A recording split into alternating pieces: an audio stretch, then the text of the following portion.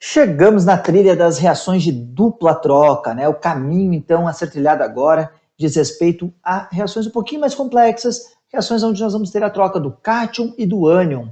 Bora lá dar uma olhada, que essa classe de reação você já conhece. A gente já estudou um detalhezinho sobre ela ao longo desse ano aí. Não vou te dar spoiler, vamos dar uma olhada no caminho. Quando nós falamos das reações de dupla troca, também chamadas de dupla substituição, são aquelas onde duas substâncias compostas irão reagir. Então quer dizer que eu vou trocar o cátion de uma substância composta pelo cátion da outra, ou vou trocar os ânions, né, de posição.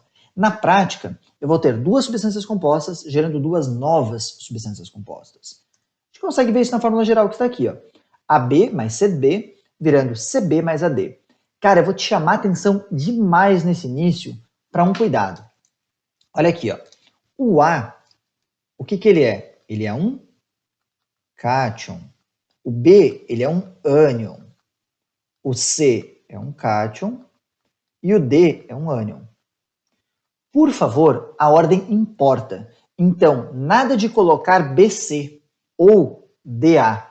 O que nós temos é que manter o A e o C como cátions. Então, CB, ó, cátion C, ânion B, cátion A, ânion D. Tranquilo? Essa é a ideia que você tem para as reações, então, de dupla troca. Essa inversão na sua configuração, esse processo um pouquinho diferente aí. Tranquilo? Um exemplo bem clássico da reação de dupla troca, eu te falei agora há pouco que você já estudou um pouquinho aí comigo, são as reações de neutralização. Toda reação de neutralização é uma dupla troca. Afinal, olha aqui, ó, o sódio se junta com o cloro, formando cloreto de sódio, e a água vem do OH, o ânion do primeiro composto, com o H, o cátion do segundo. Então, todas as neutralizações que você já viu, sejam elas totais ou parciais, são reações de dupla troca, são processos de dupla substituição.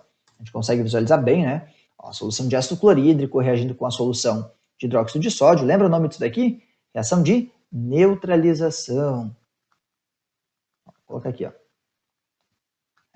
Então, a minha neutralização vai gerar o cloreto de sódio, perdão, em meio aquoso. Se eu evaporar a água, eu tenho aí o cloreto de sódio. Então, um caminho que eu posso usar para obter a sal de cozinha, o NaCl, a partir de um ácido e de uma base, né, usando, claro, uma técnica de separação de misturas, que foi aqui a evaporação, para separar e tirar o sal na sua forma sólida.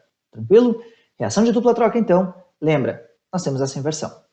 Só que é claro que nem toda a reação de dupla troca vai acontecer. E aí nós temos alguns critérios para saber se essa reação ocorre ou não.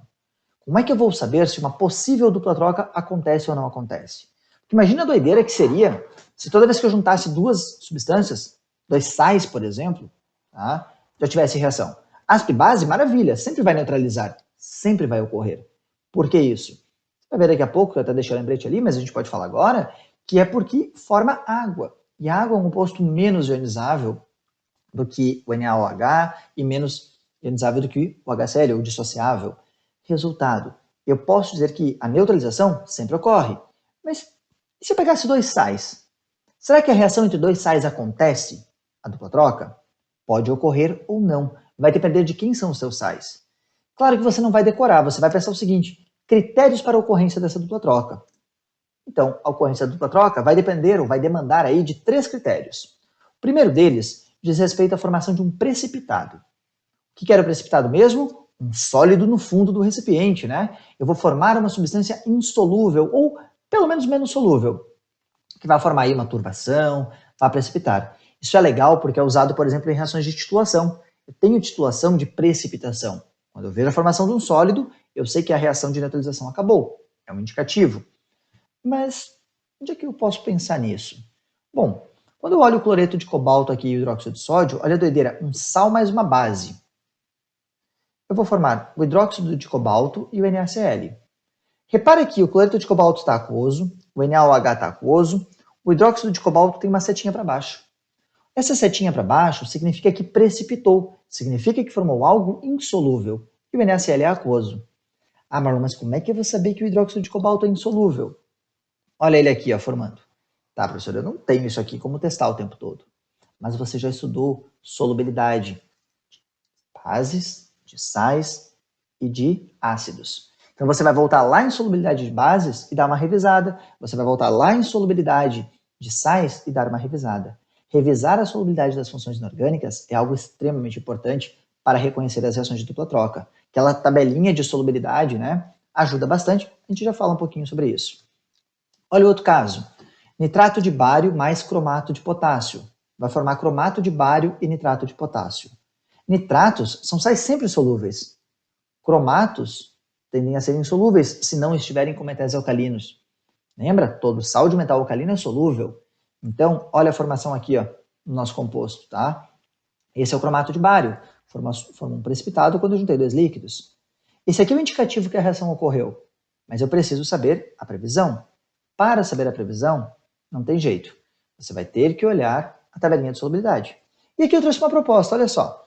Se eu falei que todo nitrato e todo metal alcalino é solúvel, solúvel, solúvel e solúvel, essa reação vai acontecer se eu colocar nitrato de potássio com cloreto de sódio. Eu vou ter formação de nitrato de sódio e cloreto de potássio? Não, galera. Como é tudo solúvel, os íons vão ficar no meio da água. Não vai ter união entre dois. Que a ideia é que separe, os íons que formam os compostos insolúveis se unam e precipitem. Como é todo mundo solúvel, dane-se, vai ficar ali solto na água. Não vai precipitar. Então, não ocorre a reação se os produtos forem todos solúveis. E a gente pode, então, né, deixar quadrinho de atenção aqui para que você vá lá e revise solubilidade de bases e de sais. Lembra que isso tem disponível para vocês nas semanas anteriores aí, qualquer coisa, tem também disponível lá no YouTube para você dar uma olhada na solubilidade, beleza? E lembra daquela tabelinha, né, que a gente já falou. Mas, a simples modo, o que nós temos? Bases de metais alcalinos são perfeitamente solúveis, alcalinos terrosos são parcialmente solúveis, outros metais são insolúveis. Lembra que o hidróxido de amônio, NH4OH, é solúvel. Para os sais, vale lembrar que todo nitrato, todo acetato e todo sal de metal alcalino ou de amônio é solúvel. E eu chamaria atenção para cloretos, brometos e iodetos de prata e mercúrio. Lembra que esses caras, e o chumbo também, né? Lembra de revisar esses caras, que são compostos insolúveis. Cloreto de prata é um sal que aparece muito em exercício e é um sal insolúvel aí. Maravilha, bora para frente. Além de formação de precipitado, nós também temos outro caso, que é a formação de produto volátil. Responde a pergunta que vai aparecer. Beleza, acertou que é volátil, né? Povo, produto volátil, né? Ele é aquele que evapora mais facilmente. Não necessariamente eu vou formar um volátil, eu posso formar um composto instável, aquele que se decompõe formando gases, e isso é bem interessante de pensar. Quando nós falamos da formação de produto mais volátil, nós pensamos, por exemplo, na reação do cloreto de sódio com ácido sulfúrico. Olha só, formação do sulfato de sódio, sólido, líquido, aquoso. Opa, não formou sólido, então, mas liberou um gás. Esse gás, muitas vezes, é representado com uma setinha para cima, assim, na diagonal. Então, mostrando que o ácido clorídrico é um gás e foi liberado aí da reação. Também poderia colocar o ácido nítrico com o carbonato de potássio. E aqui eu tenho a formação de nitrato de potássio e ácido carbônico. E talvez você esteja olhando nesse momento e pensando assim, Marlon, peraí, você me falou que tinha que formar um composto volátil. Eu estou vendo aqui um sal em meio aquoso e um ácido em meio aquoso. Cadê o composto volátil? Aí você tem que lembrar que também podia ser um composto instável. Olha mais um exemplo. Hidróxido de bário mais fosfato de amônio. Formou fosfato de bário, precipitou, então pronto, já justificou porque formou precipitado no primeiro caso. E formou hidróxido de amônio aquoso aqui. Mas o que será que o hidróxido de amônio e o ácido carbônico têm em comum? O que esses caras têm em comum? Exato, né, galera? O que eles têm em comum é justamente a questão de que eles são compostos instáveis. Então, além de revisar a volatilidade dos compostos inorgânicos, lembrar quais são os ácidos, principalmente, né, que são voláteis. Aí, dica, lembre os fixos, fosfórico e sulfúrico, o resto é volátil.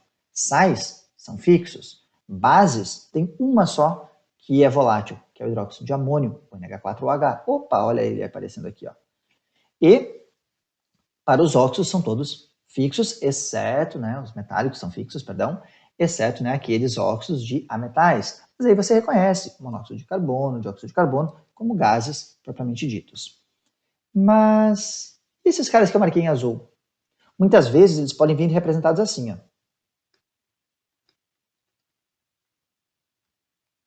que significa essa anotação? Essa anotação significa que ele é instável. Significa que esse cara pode se decompor. E é realmente isso que acontece, olha só. O ácido carbônico, ele se decompõe em água e gás carbônico. Tá aí o gás, o produto volátil. Ou então, o ácido sulfuroso, que se decompõe em água e dióxido de enxofre. Outro caso instável. Uma outra reação instável, que talvez você já tenha visto aí em outra trilha, é a da água oxigenada, que se decompõe em oxigênio gasoso e água líquida. Claro que essa reação ela vai precisar de um pouquinho de luz, mas ela ocorre. E o caso do hidróxido de amônio, embora ele já seja uma base volátil, ela se degrada em amônia e água. Então, na verdade, o que vou utilizar aí é a amônia, o gás NH3. Esses 4 compostos aqui, instáveis, são bastante importantes de você reconhecer, porque muitas vezes você faz a reação e chega num deles e não percebe que é uma reação que ocorre porque você não percebeu a formação do produto volátil. Tá? Claro que a última aqui eu justificaria já pela formação do sólido, então ela ocorre com toda certeza. Beleza? Formação de produto volátil, nosso segundo critério. E o nosso terceiro critério, a reação de dupla troca, é a formação de uma substância menos ionizada ou menos dissociada. O que é isso, gente? É um produto menos reativo. Muitas vezes, isso aqui vem escrito como formação de um eletrólito mais fraco. Lembra que é eletrólito? Composto que em água se libera íons, né? Produz condução de corrente elétrica, ou permite que a água conduza corrente elétrica, adequando melhor as palavras. E esse eletrólito, quanto mais forte, mais vai conduzir. Quanto mais fraco, menos irá conduzir. Significa menos íons em solução. Então, formar um composto que ionize menos ou que dissocie menos, significa que você tem eletrólitos mais fracos, você tem menor quantidade de íons naquela solução. Bora dar uma olhada. Então, os reagentes que foram muito dissociados ou ionizados vão formar um produto menos ionizado ou menos dissociado. Você pode pensar aqui, por exemplo, que um ácido forte ou uma base forte vão formar um ácido ou uma base fraca. Olha aqui, hidróxido de sódio, uma base forte. Ácido clorídrico, um ácido forte. Ácidos e bases fortes são muito reativos, ionizam e dissociam completamente, formando um sal e a água. A água é um composto menos ionizável, então já justifica a minha reação. Como eu tinha dito antes, né, até deixei aqui, ó, toda reação de neutralização forma como produto a água. Resultado, ela vai sempre ocorrer. Também poderia pensar numa outra, tá? Só para não ficar só preso à neutralização, olha para essa aqui. Ácido sulfúrico mais nitrito de sódio, formando sulfato de sódio e ácido nitroso. Cara, todo mundo é aquoso. Nenhum deles aqui é gás ou volátil, né? Tão volátil quanto o caso anterior. O que eu vou usar para justificar? Ácido sulfúrico, eu lembro que é um ácido forte. Isso aqui é um sal que é solúvel. Sulfato de sódio é solúvel. E agora eu penso no ácido nitroso, né, que é um ácido aqui fraco. Né? E eu justifico, porque um ácido fraco ele é menos ionizável do que um ácido forte. Então eu posso dizer que esse cara aqui é um eletrólito forte e esse é um eletrólito fraco. E assim eu justifico a ocorrência dessa reação. Vale de novo deixar uma atenção aí nessas plaquinhas de lembrete para vocês revisarem forças de ácidos e bases. Reparem, galera, que é o nosso último conteúdo aí, né? O penúltimo conteúdo, e que ele demanda de um certo conhecimento prévio, por isso que você já viu funções inorgânicas, por isso que você já trabalhou aí com esses processos. Mas a reação de dupla troca é justificada então por esses 3 fatores. Fechou? Gente, obrigado por ter seguido mais essa trilha, e agora a gente se encontra nas próximas trilhas aí. Forte abraço e até a próxima.